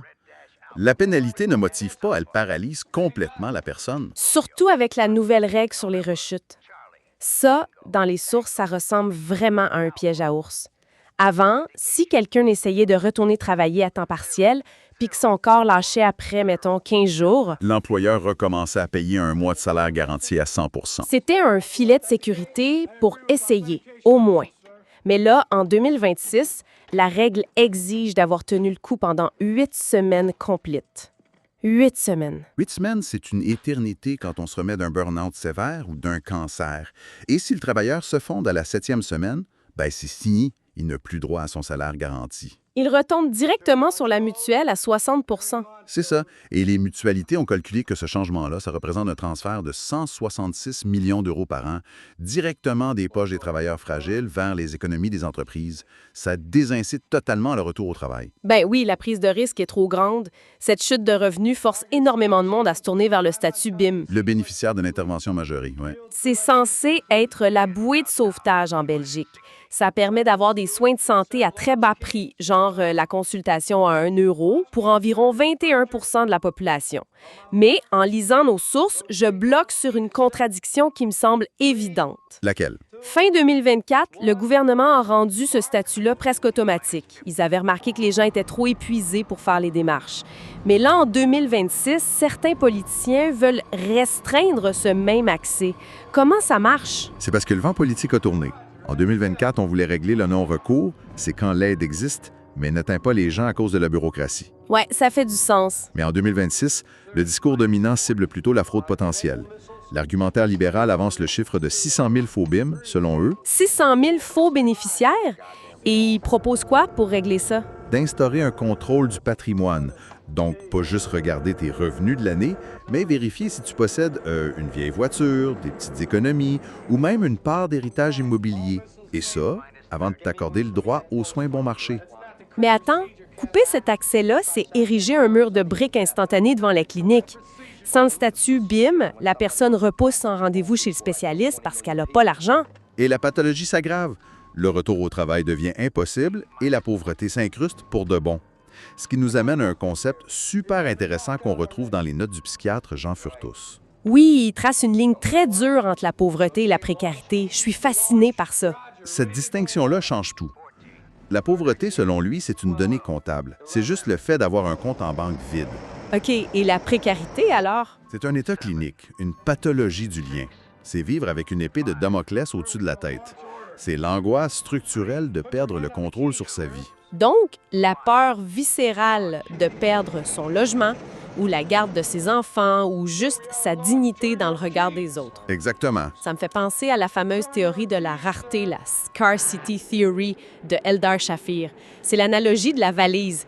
Imagine que quelqu'un de stable financièrement a une immense valise pour traverser la vie. Il y a de la place en masse là-dedans. Tellement de place. Il peut y ranger des erreurs, des dépenses imprévues, des projets de vacances. Il peut même oublier de payer une facture sans que ça détruise sa vie. Ce qu'on appelle la marge de manœuvre, le slack cognitif et financier. Mais la personne malade et précarisée, elle se promène avec une valise minuscule. Fait que si un bris d'électroménager arrive et doit rentrer dans la valise. Il faut obligatoirement sortir autre chose. C'est ça. Les bottes d'hiver du plus jeune ou le rendez-vous chez le dentiste. Chaque décision de la journée devient une équation de survie épuisante. Les chiffres de 2024 illustrent parfaitement cette petite valise. 41 % des francophones en Belgique ont repoussé ou annulé des soins pour des raisons financières. 41 % de la population générale. Ouais. Et quand on isole juste le groupe des malades de longue durée, ce taux-là bondit à 63 %. C'est immense, plus de la moitié. Et cette gymnastique mentale permanente pour boucler le budget, ça crée le fameux effet tunnel. Le cerveau limite son champ de vision au danger immédiat. Fait que quand t'es dans un tunnel, tu vois plus les portes sur les côtés? Tu vois juste la lumière du train qui s'en vient vers toi. Conséquemment, la bande passante mentale pour entretenir des amitiés, pour aller prendre un café, ça disparaît. L'isolement social s'installe, pas par choix, mais par pure nécessité neurologique. Absolument. Et ce tunnel-là n'aspire pas seulement les personnes en congé maladie. Nos documents montrent que les chômeurs foncent vers le même mur. Ah oui, avec la nouvelle limitation de leur allocation, le gouvernement limite le chômage à 2 ans maintenant? Après 24 mois, c'est terminé. Ce qui veut dire qu'ils tombent sous la responsabilité du CPA, le Centre public d'action sociale. C'est l'aide sociale de dernier recours là-bas. Et les projections pour ça sont assez alarmantes, non? Très. On estime que 90 000 personnes additionnelles vont basculer dans cette pauvreté extrême. Et quand on regarde qui sont ces gens-là, on voit que la précarité a un genre. Elle frappe massivement les femmes, j'imagine? Les femmes et les familles monoparentales, oui. Parce que ce sont elles qui occupent historiquement les emplois précaires à temps partiel et les professions du soin, qui paient très mal. Cet isolement systémique-là, on voit que ça brasse énormément la société civile. On le lit dans nos sources avec la vague de contestation. On parle de 88 jours de grève en 2025. Les grands syndicats comme la FGTB, la CSC sont montés au front avec les mutuelles et refusent complètement le narratif de l'activation. Ils accusent même le gouvernement de faire une véritable chasse aux malades. C'est des mots forts. C'est de pointer l'hypocrisie, selon eux, de s'attaquer aux individus plutôt qu'aux structures. Ils disent « Regardons la source de ces maladies ». Qu'est-ce qui rend les gens malades à la base? Exact. 37 % des invalidités diagnostiquées découlent d'un burn-out ou d'une dépression liée au travail. Et 32 % sont des troubles musculo-squelettiques. Donc des corps littéralement usés par le travail, par des charges lourdes ou des chaînes de montage. C'est ça. Le lieu de travail broie la santé, mais quand le travailleur craque, c'est lui qui écope des pénalités. Et le pire, c'est la répercussion sur la retraite. Ah oui, le fameux malus pension. Ça, j'ai trouvé ça particulièrement dur à lire. C'est sévère. Les années passées en maladie ne comptent plus intégralement pour la pension anticipée. Tu te casses le dos pour ton boss à 40 ans et tu le paies encore sur ton chèque de pension à 65 ans. C'est littéralement la double peine. Mais l'impact ne s'arrête pas au portefeuille. Les documents abordent aussi l'impact psychologique, le fardeau de la stigmatisation. Oui, la littérature scientifique documente ce qu'on appelle les maux de l'austérité. Il y a 5 vecteurs principaux. Qui sont? L'humiliation quotidienne, la peur panique de l'institution, le sentiment d'insécurité chronique, l'isolement et le fait de se sentir pris au piège. En même temps, entendre à tous les jours aux nouvelles des politiciens parler de fardeau fiscal ou de profiteurs, quand tu es couché dans ton lit, incapable de te lever à cause d'une dépression, ça doit détruire l'estime de soi. Complètement. Les rapports parlent d'un véritable effondrement narcissique. À force d'être pointés du doigt, les malades intériorisent le stigmate. Ils finissent par croire que leur incapacité de travailler, c'est pas un problème médical, mais une défaillance morale. Une faiblesse de caractère. Fait qu'on finit par croire qu'on mérite la misère dans laquelle on se trouve. C'est le triomphe de la stigmatisation. Ça mène à l'auto-exclusion. La personne a tellement honte qu'elle n'ose même plus demander l'aide à laquelle elle a droit. Et pour anesthésier cette douleur-là, nos sources indiquent une hausse de la dépendance aux psychotropes, aux antidépresseurs. Le système génère la pathologie qu'il prétend vouloir soigner, ouais. Et ça nous ramène directement à notre point de départ sur le QI et la neurologie. Ce matraquage de discours toxiques dont on parle, en science, ça porte un nom. L'effet de discours non pertinents. Le fameux « Irrelevant Speech Effect ». La mécanique derrière ça est fascinante et cruelle. L'exposition répétée à des menaces médiatiques engorge la boucle phonologique de notre mémoire de travail. C'est-à-dire? Le cerveau bug. En gros, ouais. Le cerveau alloue tellement d'énergie pour scanner ces menaces administratives qu'il ampute sa capacité intellectuelle disponible. La recherche chiffre cette perte à l'équivalent de 13 points de QI. Ou l'équivalent d'une nuit complète sans sommeil. Et c'est là que le système montre son côté le plus implacable. Comment ça? C'est au moment précis où le malade est dans cet état de brouillard cognitif intense avec 13 points de QI en moins que l'État décide de lui envoyer une montagne de paperasse. Ah, les fameux formulaires de l'INAMI, l'organisme d'assurance maladie là-bas. Exact. Des documents bourrés de jargon juridique complètement incompréhensible. Le cocktail est explosif pour les fonctions exécutives. Premièrement, la mémoire de travail flanche face à la complexité. Ensuite, la flexibilité mentale, elle se fige sous l'anxiété. Parce que les lois changent sans arrêt. C'est ça. Et le point de rupture arrive souvent chez le médecin conseil. L'inhibition émotionnelle de la personne est à plat, fait qu'elle est incapable de réprimer sa colère face à des questions parfois très accusatrices. Et si la personne lève le ton dans le bureau du fonctionnaire, le couperet tombe, c'est la pénalité 10 %. La boucle de l'échec est bouclée. Les analystes soulignent que cette exclusion-là, c'est pas un bug du système, c'est carrément une fonctionnalité. Tu veux dire que c'est intentionnel? Le non-recours aux droits devient un outil de gestion budgétaire. En rendant le parcours tellement angoissant et punitif, une proportion prévisible des gens va simplement abandonner ces démarches. Ce qui réduit mathématiquement les dépenses de l'État. C'est cynique, mais ça donne vraiment une nouvelle perspective sur ces réformes de 2026. Ouais, ça met les choses en perspective. On est parti des coupes budgétaires massives, on a regardé comment restreindre le statut BIM vidait la petite valise des plus vulnérables. On a exploré l'isolement social, l'effondrement de l'estime de soi et finalement comment cette pauvreté court-circuite le cerveau. Ça force une réflexion beaucoup plus profonde, je trouve, sur la nature de nos institutions. Si l'architecture de notre filet social exige des compétences cognitives et une énergie que seuls les gens en parfaite santé possèdent. Qu'est-ce qu'on est en train de bâtir au fond? Exact. Sommes-nous en train de concevoir une société qui ne tolère plus la fragilité humaine? Le système ne serait-il pas devenu une machine de sélection naturelle simplement déguisée en bureaucratie? C'est une question super troublante pour ceux qui nous écoutent, mais tellement nécessaire. C'est une belle pensée pour clore cette analyse. Il semble évident que la mécanique de l'État social gagne à être scrutée à la loupe pour comprendre qui elle protège réellement et qui elle laisse sur le bord du chemin. Un grand merci à notre auditoire pour l'écoute attentive de cette exploration. Il reste crucial de toujours questionner les systèmes qui nous entourent.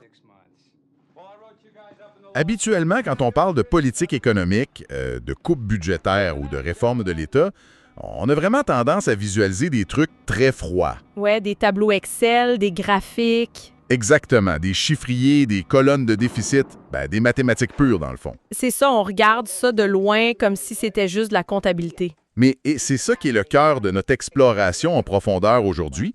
C'est fascinant de réaliser que si on analyse ces politiques-là à travers le prisme de la sociologie, puis surtout des neurosciences, cette vision purement comptable tombe complètement à l'eau. Complètement. C'est un changement de paradigme assez brutal, mettons. Imaginez une seconde perdre 13 points de quotient intellectuel. Pas à cause d'un choc à la tête ou d'un accident, là, juste en ouvrant une enveloppe qui contient une lettre du gouvernement. C'est hallucinant quand on y pense. On quitte le domaine des chiffres pour rentrer directement dans la chair, dans la biologie humaine. Ouais. Fait que pour bien situer tout le monde qui nous écoute, nos sources d'aujourd'hui nous plongent dans un contexte ultra précis. On parle de la Belgique dans les années 2025 et 2026. Ouais, une période charnière avec une pile de documents médicaux et sociologiques à analyser. C'est ça.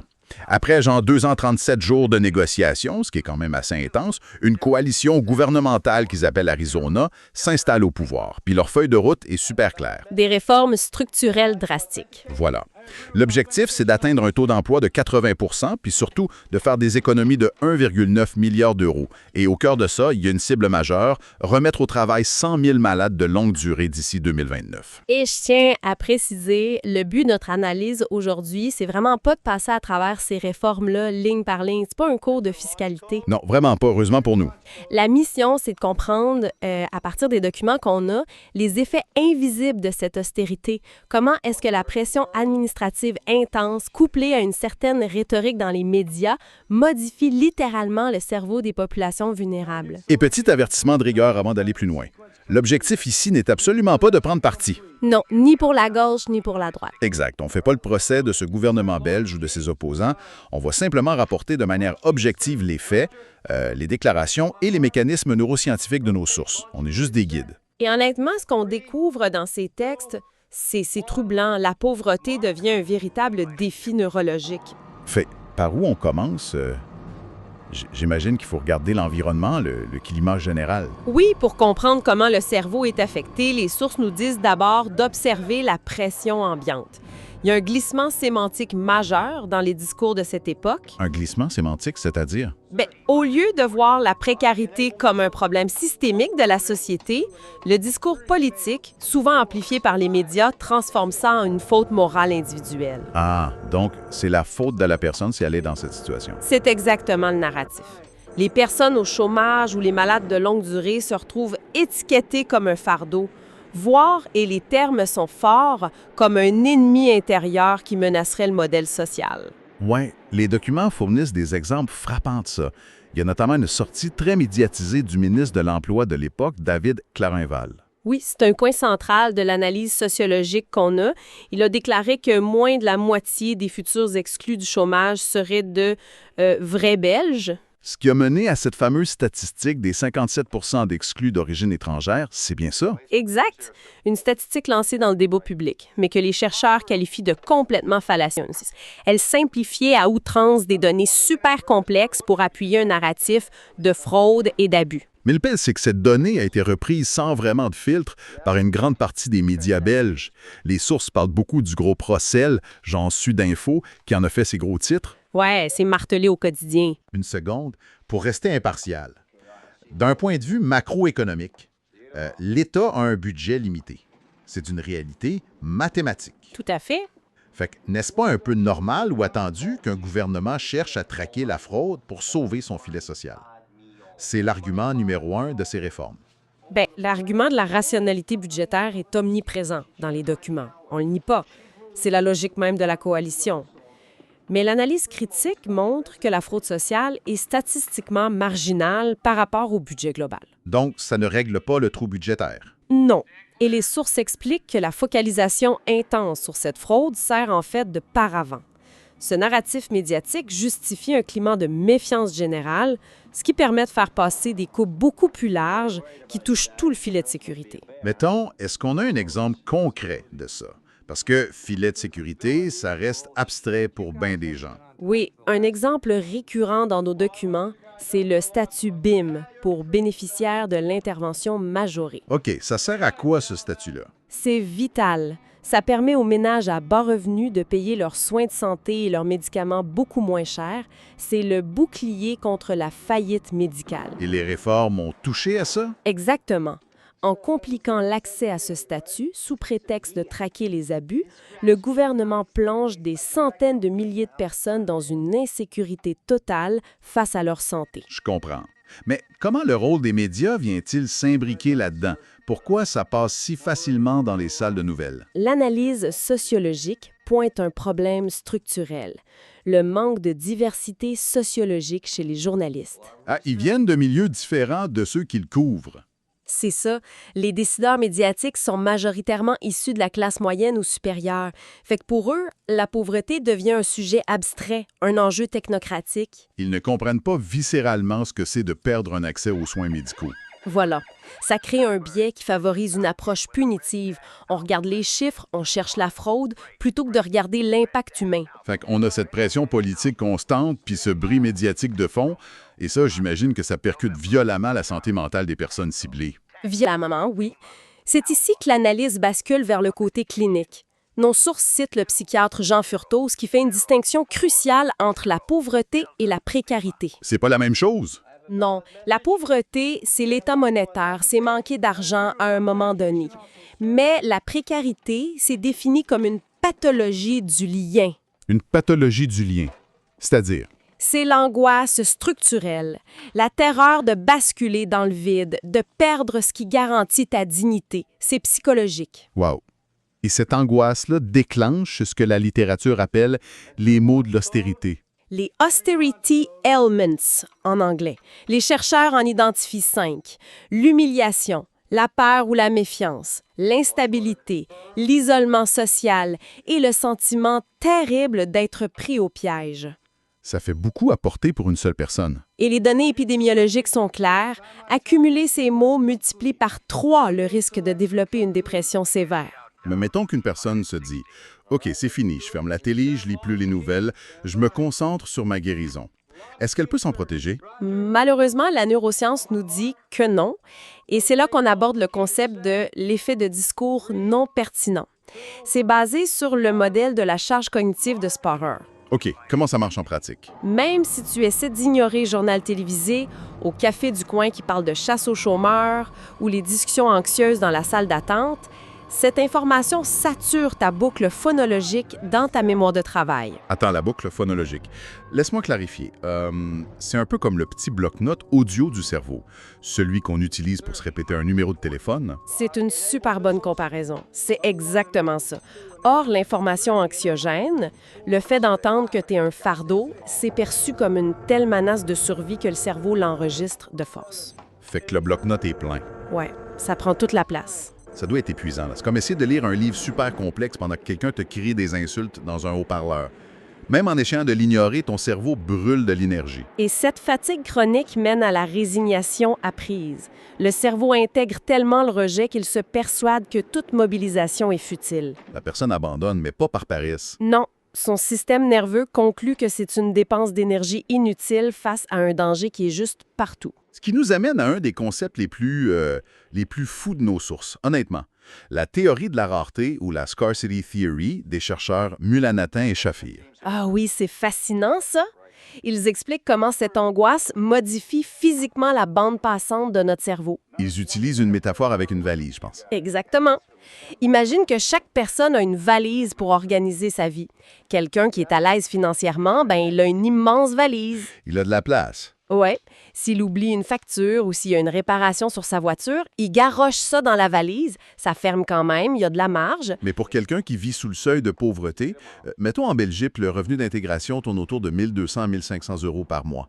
Cette personne-là a une toute petite valise. Et la valise est déjà pleine à craquer juste avec le loyer et la nourriture. Fait que le moindre imprévu. Le moindre truc, des souliers pour les enfants, un rendez-vous médical, ça exige de vider mentalement la valise, de faire des calculs d'optimisation épuisants pour tout faire rentrer. Et ça crée ce qu'ils appellent un effet de tunnel cognitif. Tout à fait. Toute l'attention est happée par l'urgence immédiate. Tu vois plus rien d'autre. Et ce qui est capoté, c'est que les sources quantifient ça. La charge mentale ferait chuter les capacités cognitives de 13 points de QI.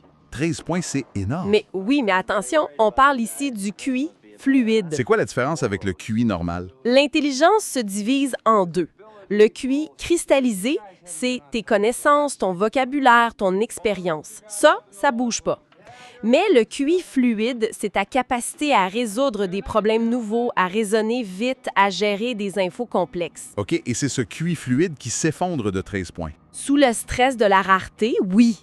Juste pour mettre ça en perspective, les documents comparent cette perte à l'équivalent de passer 24 heures sans dormir. Fait qu'on est des gens qui se promènent avec le cerveau de quelqu'un qui a fait une nuit blanche tous les jours. Juste à cause de l'angoisse financière. Ça déconstruit complètement le mythe qui dit que la pauvreté est liée à un manque d'intelligence. C'est clair. C'est la pauvreté qui confisque l'intelligence en saturant le cerveau de stress. L'attention, c'est comme le gaz dans une voiture. Le réservoir finit par se vider. Et c'est là qu'on arrive au vrai paradoxe, la tragédie bureaucratique de tout ça. Ouais. C'est précisément quand le réservoir de QI fluide est à plat que l'État décide d'exiger des efforts administratifs surhumains. C'est le cœur du problème. Les réformes belges imposent des véritables parcours du combattant, des formulaires interminables, des justificatifs constants. Des convocations médicales pour prouver encore et encore qu'ils sont bien malades. Et il faut répondre aux enquêtes super pointilleuses des CPA. Pour ceux qui ne connaissent pas les CPA en Belgique, ce sont les centres publics d'action sociale.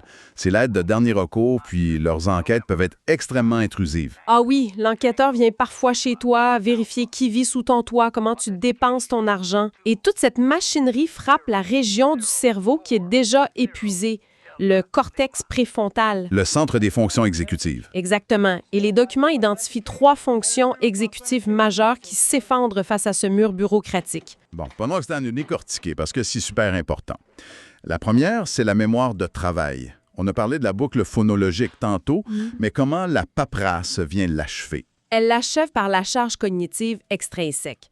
Quand tu essaies de remplir un document, tu fais face à un jargon juridique opaque, à des exigences contradictoires entre, mettons, la mutuelle, l'emploi et la sécurité sociale. Le cerveau essaie de tout retenir en même temps pour pas faire d'erreur. Et la mémoire vive, le RAM du cerveau, sature. Ça crée un gros brouillard mental où la personne n'arrive même plus à comprendre une phrase toute simple. Ça nous mène à la deuxième fonction exécutive, la flexibilité mentale.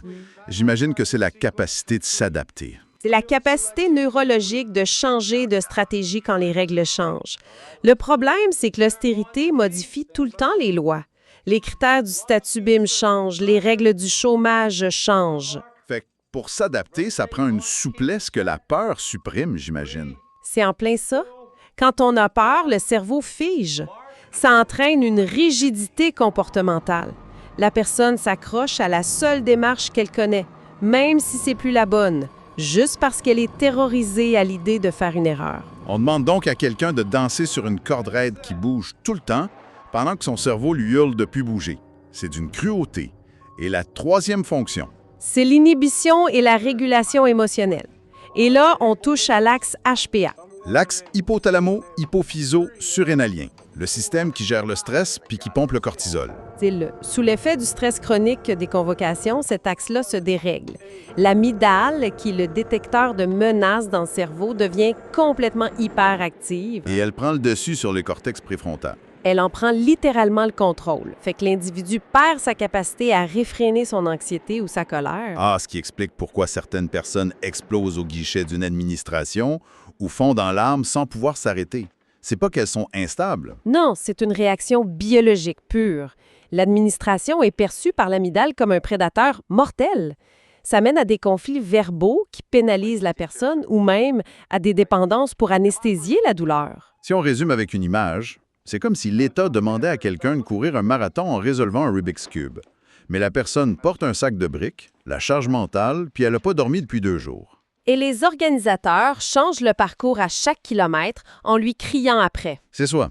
Et quand elle s'effondre, on lui dit que c'est de sa faute parce qu'elle n'a pas rempli le formulaire bleu au kilomètre 12. Le système punit la défaillance cognitive qu'il a lui-même créée.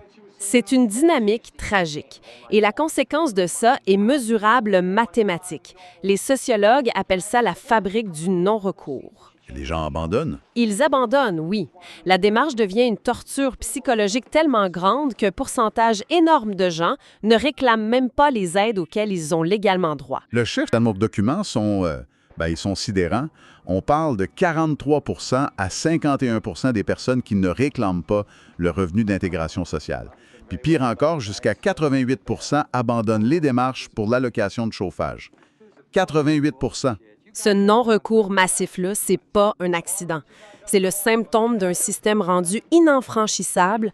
Si on synthétise, les réformes d'austérité, amplifiées par la stigmatisation médiatique, c'est une véritable agression neurobiologique. Ça surcharge le mental. Ça épuise le cortex préfrontal et ça transforme les filets de sécurité en labyrinthe impossible. Le résultat final, c'est des économies budgétaires faites sur le dos de l'épuisement mental des plus vulnérables. Écoute, c'est une perspective qui change complètement la façon de voir les nouvelles économiques. Puis ça ne concerne pas juste la Belgique. Quiconque s'est déjà battu avec un assureur ou les impôts sait à quel point une simple paperasse peut drainer une journée. Alors imagine quand ta survie et ta nourriture en dépendent. Exact. Tout ça soulève une question vraiment fondamentale pour clore notre analyse. Si nos systèmes exigent d'un individu qu'il soit au sommet absolu de ses capacités cognitives pour obtenir de l'aide, au moment exact où il est le plus vulnérable, est-ce que le but du système, c'est encore l'assistance? C'est une excellente question. Ou est-ce que, consciemment ou non, c'est devenu de l'usure calculée? C'est une piste de réflexion incontournable pour tous ceux qui nous écoutent sur la manière dont on conçoit réellement la solidarité dans nos sociétés. I agree with authentication also, sir.